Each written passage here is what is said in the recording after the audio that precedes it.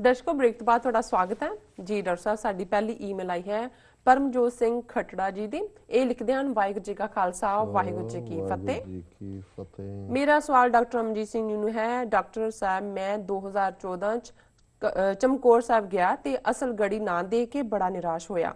ਜਿਵੇਂ ਮੈਂ ਸੋਚਦਾ ਸੀ ਉਵੇਂ ਕੁਝ ਵੀ ਨਹੀਂ ਸੀ। ਮੈਂ ਸਿੱਖ ਨੌਜਵਾਨਾਂ ਚ ਆਂਦਾ ਹਾਂ ਅਤੇ SGPC ਅਤੇ ਉਹਨਾਂ ਦੇ ਮਾਲਕਾਂ RSS ਵੱਲੋਂ ਸਿੱਖ ਇਤਿਹਾਸਕ ਥਾਵਾਂ ਦੇ ਢਹਿ ਢੇਰੀ ਕੀਤੇ ਜਾਣ ਤੋਂ ਬੇਹੱਦ ਦੁਖੀ ਹਾਂ। ਕੀ ਇਸ ਦਾ ਕਦੇ ਅੰਤ ਹੋਵੇਗਾ? ਦੁਖਦਾਈ ਗੱਲ ਇਹ ਹੈ ਕਿ ਸਿੱਖ ਇਹਨਾਂ ਵਾਪਰਦੀਆਂ ਘਟਨਾਵਾਂ ਦਾ ਵਿਰੋਧ ਵੀ ਨਹੀਂ ਕਰਦੇ। ਕੀ ਤੁਸੀਂ ਸਾਨੂੰ ਉਹਨਾਂ ਬੰਦਿਆਂ ਦਾ ਨਾਮ ਦੱਸ ਸਕਦੇ ਹੋ ਜਿਨ੍ਹਾਂ ਨੇ ਇਹ ਕਾਰਵਾਈਆਂ ਕੀਤੀਆਂ ਹਨ ਤੇ ਇਹ ਕਿਵੇਂ ਤੇ ਕਦੋਂ ਹੋਇਆ ਤਾਂ ਜੋ ਇਨਸਾਫ ਕੀਤਾ ਜਾ ਸਕੇ? ਇਸ ਤੇ ਆਪਣੇ ਵਿਚਾਰ ਦਿਓ। ਵਾਹਿਗੁਰੂ ਜੀ ਕਾ ਖਾਲਸਾ ਵਾਹਿਗੁਰੂ ਜੀ ਕੀ ਫਤਿਹ। ਜੀ ਡਾਕਟਰ ਸਾਹਿਬ ਵੀਰ ਪਰਮਜੋਤ ਸਿੰਘ ਖਟੜਾ ਜੀ ਦਾ ਬਹੁਤ ਬਹੁਤ ਸ਼ੁਕਰੀਆ ਜੀ।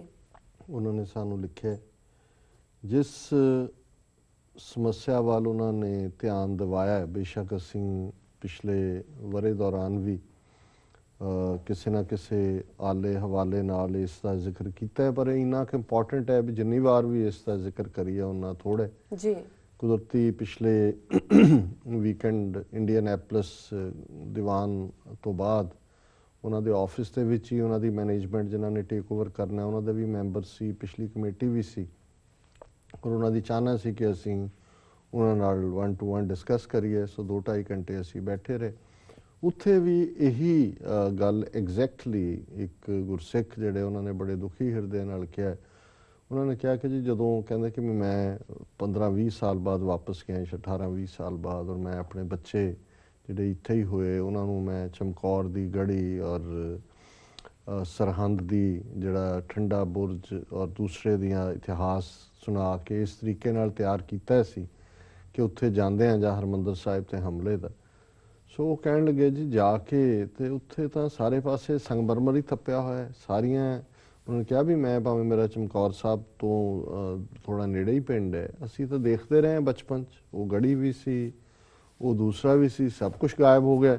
ਉਹ ਤਾਂ ਸੰਗਮਰਮਰ ਹੈ ਸਾਰੇ ਪਾਸੇ ਥੱਪਿਆ ਹੈ ਵੀ ਉਹ ਤਿਲਕ ਕੇ ਡਿੱਗਣ ਵਾਲਾ ਕੰਮ ਜ਼ਰੂਰ ਹੁੰਦਾ ਹੈ। ਇਹ ਹੁਣ ਉਹਨਾਂ ਨੂੰ ਕਹਿਣਾ ਪਿਆ ਬੱਚਿਆਂ ਨੂੰ ਕਿ ਜਰਾ ਧਿਆਨ ਨਾਲ ਰੱਖਿਓ ਵੀ ਤਿਲਕ ਨਾ ਜਾਇਓ ਜੀ, ਤੇ ਹੋਰ ਤਾਂ ਉੱਥੇ ਕੁਛ ਨਹੀਂ ਹੈ। ਸੋ ਮੈਂ ਸਮਝਦਾ ਹਾਂ ਵੀ ਇਹ ਫਿਰ ਚੱਲੀ ਵੀ ਗੱਲ ਉੱਥੇ ਹੀ ਕਿ ਵੀ ਇਹਦੇ ਪਿੱਛੇ ਕੌਣ ਹੈ, ਕੀ ਹੈ। ਤੇ ਅਕਸਰ ਫਿਰ ਇੱਕ ਹੋਰ ਸੱਜਣ ਜਿਹੜੇ ਇਨਸਾਈਡਰ ਸੀ ਉਹ ਕਹਿਣ ਲੱਗੇ ਕਿ ਜੀ ਇਹ ਕਦੇ ਤੁਸੀਂ ਦੇਖਿਆ ਜਿਹੜੇ ਕਾਰ ਸੇਵਾ ਵਾਲੇ ਬਾਬੇ ਨੇ ਇਹਨਾਂ ਦੀ ਵੀ ਬੋਲੀ ਹੁੰਦੀ ਹੈ ਵੀ ਵੱਧ ਪੈਸੇ ਕੌਣ ਦਿੰਦਾ ਹੈ। ਤੇ ਮੈਂ ਉਹਨਾਂ ਨੂੰ ਕਿਹਾ, ਮੈਂ ਕਿਹਾ ਜੀ ਇਹ ਵੈਸੇ ਮੈਂ ਕਿਹਾ ਮੈਨੂੰ ਤਕਲੀਫ ਹੋ ਰਹੀ ਹੈ ਜਿਹੜਾ ਹੁਣ ਮੈਂ ਕਹਿਣ ਲੱਗਾ, ਪਰ ਮੈਂ ਕਿਹਾ ਵੀ ਬਹੁਤ ਸਾਰੇ ਇਹ ਜਿਹੜੇ ਨੇ ਸ਼੍ਰੋਮਣੀ ਕਮੇਟੀ ਦੇ ਠੇਕੇਦਾਰ ਨੇ ਕਿ ਜਿਵੇਂ PWD ਜਿਹੜਾ ਅੱਗੋਂ ਮਹਿਕਮਾ B&R ਹੁੰਦਾ ਹੈ, ਬਿਲਡਿੰਗਸ ਐਂਡ ਰੋਡਸ, ਉਹਨਾਂ ਨੇ ਜਦੋਂ ਕੋਈ ਸੜਕ ਬਣਾਉਣੀ ਹੈ ਜਾਂ ਕੋਈ ਪੁਲ ਬਣਾਉਣਾ ਹੈ ਤੇ ਉਹ ਟੈਂਡਰ ਮੰਗਦੇ ਨੇ ਕਿ ਭਾਈ ਇਹਦੇ ਤੇ ਕੌਣ ਜਿਹੜਾ ਘੱਟ ਪ੍ਰਾਈਸ ਦੇਗਾ। ਫਿਰ ਜਿਹੜੇ ਨਾਮੀ ਠੇਕੇਦਾਰ ਹੁੰਦੇ ਨੇ, ਕੋਈ A ਕੈਟਾਗਰੀ ਕੋਈ B ਕੈਟਾਗਰੀ, ਉਹ ਦਿੰਦੇ ਨੇ ਟੈਂਡਰ।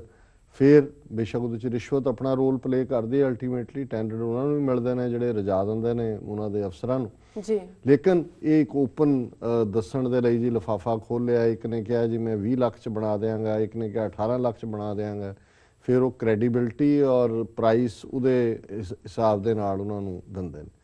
ਸੋ ਮੈਂ ਕਿਹਾ ਜੀ ਇਹ ਜਿਹਨਾਂ ਨੂੰ ਅਸੀਂ ਕਾਰ ਸੇਵਾ ਵਾਲੇ ਬਾਬੇ ਕਹਿੰਦੇ ਹਾਂ ਇਹ PWD ਦੇ ਵਾਂਗ ਸ਼੍ਰੋਮਣੀ ਕਮੇਟੀ ਦੇ ਠੇਕੇਦਾਰ ਨੇ।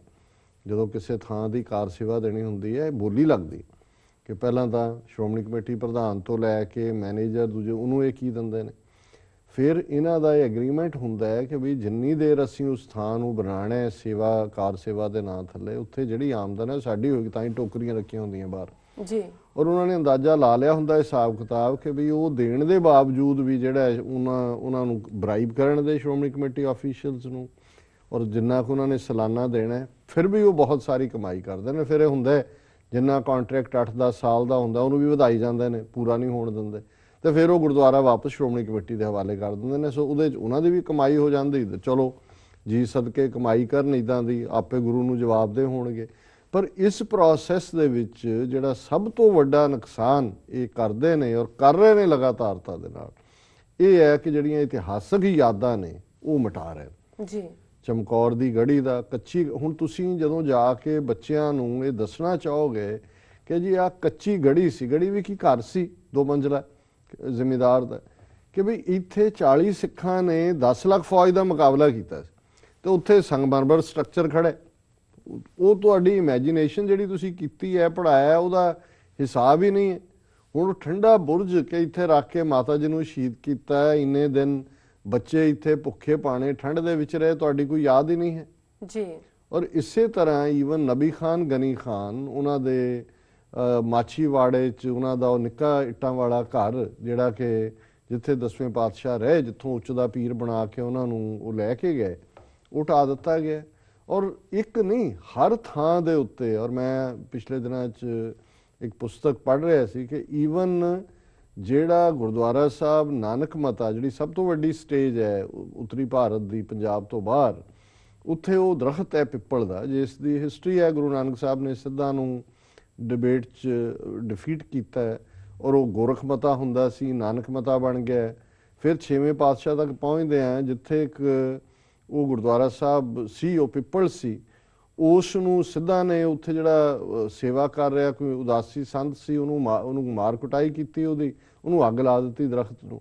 ਔਰ 6ਵੇਂ ਪਾਤਸ਼ਾਹ ਸ੍ਰੀ ਅੰਮ੍ਰਿਤਸਰ ਤੋਂ ਉੱਥੇ ਪਹੁੰਚੇ ਯੂਪੀ ਦੇ ਵਿੱਚ, ਉਹਨੂੰ ਜਿਹੜਾ ਰਿਵਾਈਵ ਕੀਤਾ, ਜ਼ਖਮੀ ਸੀ, ਸਿੱਧਾਂ ਨੂੰ ਚੰਗੀਆਂ ਸਜ਼ਾਵਾਂ ਦਿੱਤੀਆਂ ਔਰ ਠਹਿਰ ਪੁਰਖਾ ਦੇ ਥੱਲੇ ਉਹ ਜਿਹੜਾ ਦਰਖਤ ਹੈ ਉਹ ਜ਼ਮੀਨ ਤੋਂ ਉੱਪਰ ਉਹਦੀਆਂ ਜੜ੍ਹਾਂ ਔਰ ਉਸ ਦੇ ਹਰ ਪੱਤੇ ਤੇ ਕੇਸਰ, ਜਿਹੜਾ ਗੁਰੂ ਹਰਗੋਬਿੰਦ ਸਾਹਿਬ ਨਾਲ ਜਿਸ ਵਾਕਿਆ ਨੂੰ ਜੋੜਿਆ ਜਾਂਦਾ ਹੈ, ਅੱਜ 4 ਚਫੇਰੇ ਲਾ ਕੇ ਭਰਤੀ ਪਾ ਕੇ ਅੱਗੇ ਉਹ ਦਰਖਤ ਜ਼ਮੀਨ ਤੋਂ ਉੱਚਾ ਸੀ, ਇੰਨੀ ਭਰਤੀ ਪਾ ਦਿੱਤੀ ਹੈ ਵੀ ਉਹ ਜ਼ਮੀਨ ਤੋਂ ਵੀ ਨੀਵਾਂ ਜੀ। ਹੁਣ ਤੁਸੀਂ ਕਿਵੇਂ ਕਹੋਗੇ ਕਿ ਜੀ ਇਹ ਜਿਹੜਾ ਕਦੇ ਗੋਰਖ ਮਤਾ ਜਿੱਥੇ ਸਿੱਧਾਂ ਨੇ ਆਪਣੀਆਂ ਤਾਕਤਾਂ ਦਿਖਾਈਆਂ ਸੀ, ਇੱਥੇ ਗੁਰੂ ਨਾਨਕ ਸੀ ਕਿ ਬਾਝੋਂ ਸੱਚੇ ਨਾਮ ਦੇ ਹੋਰ ਸ਼ਕਤ ਸਾਥੇ ਨਾਹੀਂ, ਉਸ ਨੂੰ ਮਿਟਾ ਦਿੱਤਾ ਗਿਆ।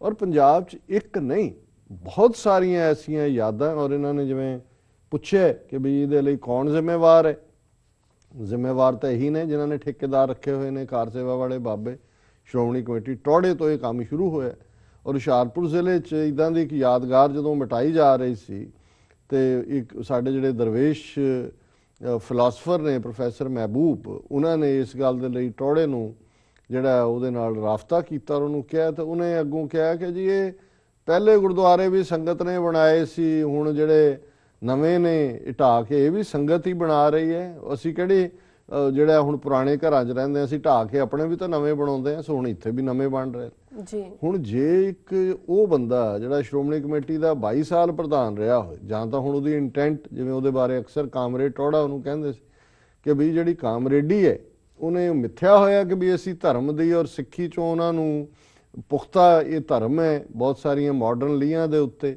ਇਹਦਾ ਖਾਤਮਾ ਕਰਨ ਦੇ ਲਈ ਉਹਨਾਂ ਨੇ ਇਸ ਕਿਸਮ ਦਾ ਏਜੰਡਾ ਰੱਖਿਆ, ਟੌੜੇ ਨੇ ਇੰਪਲੀਮੈਂਟ ਕਰਾਇਆ। ਪਰ ਇਹ ਸਾਰੇ ਪਾਸੇ ਹੀ ਜਿਹੜਾ ਹੈ ਇਸ ਦੇ ਥੱਲੇ ਸਾਡਾ ਇਤਿਹਾਸ ਡਿਸਟਰੋਏ ਕੀਤਾ ਗਿਆ। ਹੁਣ ਇਹਦਾ ਇਲਾਜ ਕੀ ਹੈ? ਹੁਣ ਇਹਨਾਂ ਨੇ ਨਾਂ ਪੁੱਛੇ, ਨਾਂ ਮੈਂ ਦੱਸ ਦਿੱਤੇ ਨੇ। ਤੇ ਅੱਜ ਸ਼੍ਰੋਮਣੀ ਕਮੇਟੀ ਦਾ ਪ੍ਰਧਾਨ ਲਿਫਾਫੇ 'ਚੋਂ ਨਿਕਲਦਾ ਹੈ, ਉਹ ਲਿਫਾਫਾ ਪ੍ਰਕਾਸ਼ ਸਿੰਘ ਬਾਦਲ ਭੇਜਦਾ ਹੈ, ਬਾਦਲ ਨੂੰ ਲਿਫਾਫਾ RSS ਨਾਗਪੁਰ ਵਾਲੇ ਭੇਜਦੇ ਨੇ।